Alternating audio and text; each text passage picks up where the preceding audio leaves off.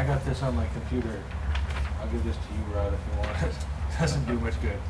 Flow logic automatic water shutoff system. You know, it's the horses have bolted, you know, so shutting the gate now doesn't help. But I was just thinking along the lines of if someone like you was willing to install this after the fact, because I don't know, I just looked this up.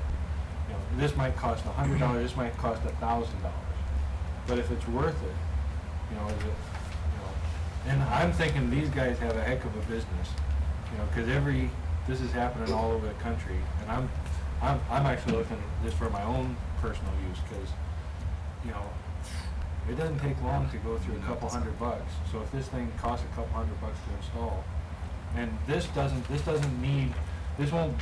isn't like based on a leak. This is based on flow, and I don't know the details yet on it. Maybe, do you know anything about these, Clint? No, I don't have one of those. No, it's something that's installed by the homeowner on the line coming in, or in your case, an apartment owner. So, Could I address the group? Go right ahead, Rob. yeah.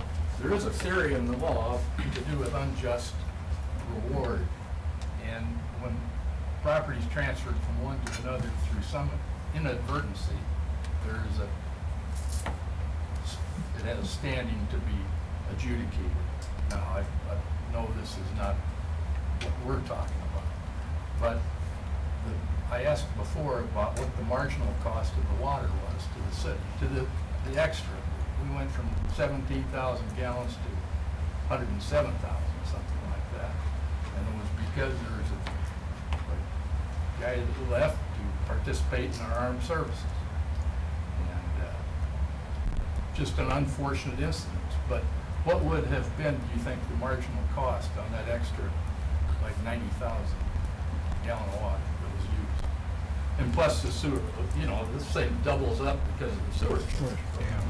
But the marginal cost actually isn't really applicable here, because there's, you know, you've got so many charges that the city has to actually cover in producing water that pretty much anybody who uses water from the city could say that the marginal cost is what they'd like to be charged. So Well, but I mean, It there's is, a it's basis very- to say our average, you know. yeah, it is a very small amount for that additional gallon, but the water plant for the first gallon is $6.3 million. So, I mean, Yeah. that's, If you had a normal tenant, I mean, I know you have policies about deposit and all that kind of stuff. How much deposit do you require out of a normal tenant that's paying his own water? there's two deposits. There's a $100 deposit for landlords who accept responsibility for their tenants, and then there's a $300 charge for landlords who do not accept responsibility for their tenants. And so the idea is with $300 that hopefully you can catch excessive use before it gets out of control. And So if you had somebody that billed $1,400 water bill in a month, it'd be way over your bond, wouldn't it? yes, but we'd also So- shut off their water, so they Well, they'd have to after- pay or after they it wouldn't have was done, water. you would shut off the water during the month. Yeah. I believe. I mean, in the future, there is a solution that will exist into the future as, you know, meters get better and better. You get, you know, quicker read times. You get instantaneous reads. Right now, the whole city could have radio reads, and we'd know water usage by every 10 seconds. It tracks how much water is coming through the meter. The thing is, those things are so exorbitantly expensive to install that it doesn't justify installing them currently within the city. We're moving towards radio reads, which, you know, provides even better efficiency, but currently we have to operate the system that we have. People's service reaction was wonderful once I realized, I read my bill the day I got it, came up here and saw what was going on, contacted people's service, they came out, so, you know, I have no complaints about the way it was handled at all. I still think we have a legitimate request for some abatements. Well, the only thing I can add is that I am familiar with the situation in Fonda because I managed the apartments where a similar situation like this happened, and it filled the whole crawl space with water. And like I said, we've already discussed, the cities, I'm not aware of any city that does anything with it. Once the water has gone through the meter, it's gone through the meter, and that's it. I guess my concern is we have a snowball effect here if we start it rolling. Then anything really goes, like Aaron said. So I don't know, I'm mixed. I understand it's a bitter pill to swallow. I've got apartment buildings myself, and I would have to incur this same cost, so I feel for you. I just don't know, I mean, where does it end? Well, I mean, like I said, once you start the ball rolling, then that's it. So, you know, this could run into really large amounts of money for the city when we're already trying to build water plants, and we've got leaks at the pool and several other things going on. Which the I mean- pool will actually be paying for that leak to the water department. Right. So- So like I said, it's, I'm torn. I'm really torn on, because I can understand, I wouldn't want to pay it either, Yeah. so. I don't feel we can change our policy. I don't think it's, with all due respect to Rod, I do not think we can change our policy. It's working, it has worked, and if we fool with it now, we're gonna have problems. Well, I've taken up enough of your time, so I appreciate you looking at it. And Joe, if you got that Yeah. thing for me, I'll take it. Sorry. Thank you, Rex.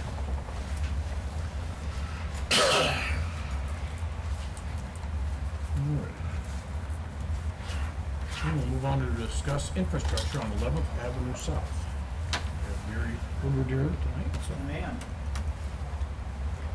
My name's Gary Woodward. I live on 11th Avenue South, and as you may or may not recall, I was here in April to talk to you about the condition of 11th Avenue South at that point. And just to refresh your memory, if you haven't been on that road recently, I'll highlight some of the low points. Almost the entire length of 11th Avenue South and much of 5th Street along the roadbed edge is crumbling and breaking. On 11th Avenue South, there was a section where at some point there was some overlay patching that is all crumbled and broken out and now rough. In a number of places, the roadbed edge has sunk and is now depressed a few inches below where it actually should be, much like gravel roads do in the springtime. And then the last thing that I want to be sure you're aware of is that where the culverts run under the road, that is washed out, and when I was here in April, it was washed back to the edge of the road, and now it's washing the road itself. And I would suggest to you that that's a serious safety issue. For instance, for a bicyclist who is riding through there and catches that, then you potentially have a larger problem than just road repair. Since it's been 3 months since I was here, and I guess the conclusion I reached that my public input at that point didn't spark any interest or any action on your part. And that's, I guess, based on, looked at the council meetings and didn't see anything else. There have been no repairs made, with the exception of one pothole that was about 18 inches square down by the yield sign. A truck stopped there one day, dumped about 4 or 5 shovelfuls of cold mix in, backed over it 3 or 4 times, and went away. I'm not sure how he picked out that particular pothole, but nevertheless he did. The choice that I guess I faced, or decided I faced, and since nothing was happening, whether it was just to continue to complain to my wife or to talk to some of my neighbors to see if they felt like there was any merit to what I was talking about with the street. And as it turns out, they did feel like that. So one of the reasons I'm here tonight is to present you with a petition that's been signed by 61 people in my neighborhood. There's original copies, and it represents 55 households. I spent part of my 4th of July weekend doing that. And the petition says, the undersigned requests the repair and repaving of 11th Avenue South from 5th Street to Taft Street and 5th Street from 7th Avenue South to 11th Avenue South. In addition to presenting this petition to you on behalf of the people that signed it, I would also say before I move on that of the 55, I was able to speak directly to 56 different households.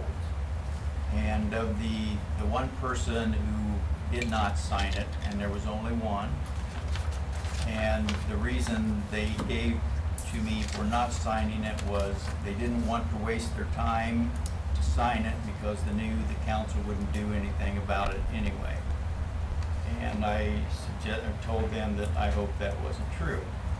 But in addition to bringing you the petition, as I had conversations with people, and there were some basic questions that came up about streets, and I made a commitment to those people that I would attempt to get answers from you all on the questions that they had. And the first question that a number of people had was that, is there a master plan for street repair?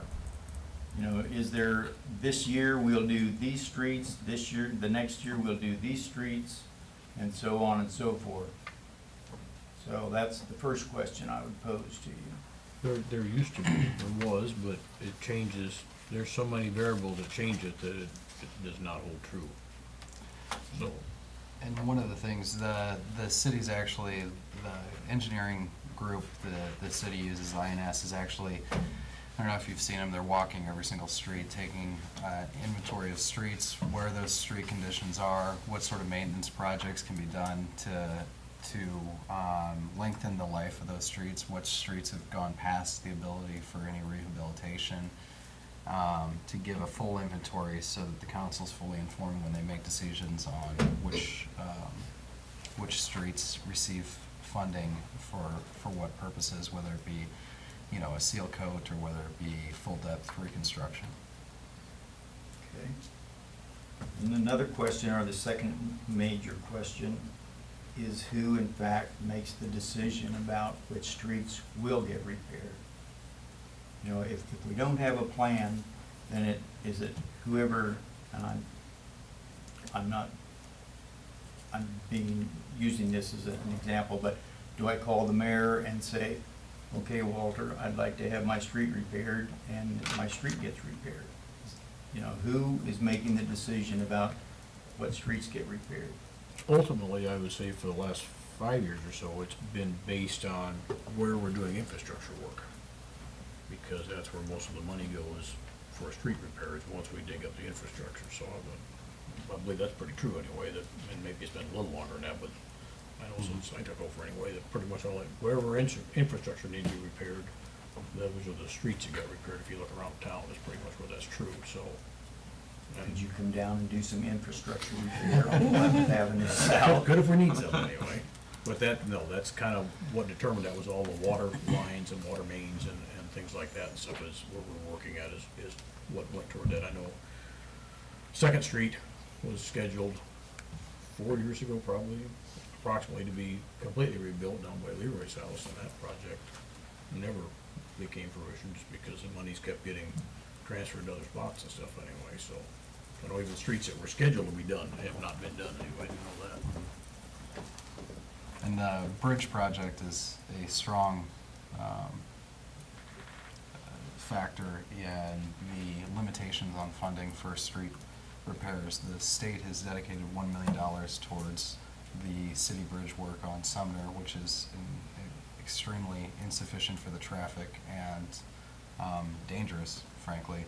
And that's, the city has to allocate 1.3 million, or about 1.1 million, to go along with that. And so that's a large amount of funds.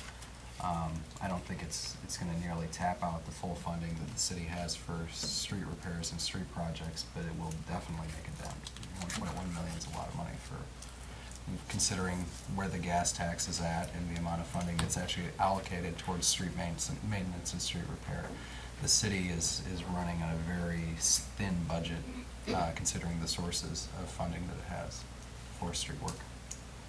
One of the issues, since you mentioned the bridge, that came up in the conversation that I have with different people, and it came up 2 or 3 times at least, is, and maybe the people weren't correct in their information, but was there additional money beyond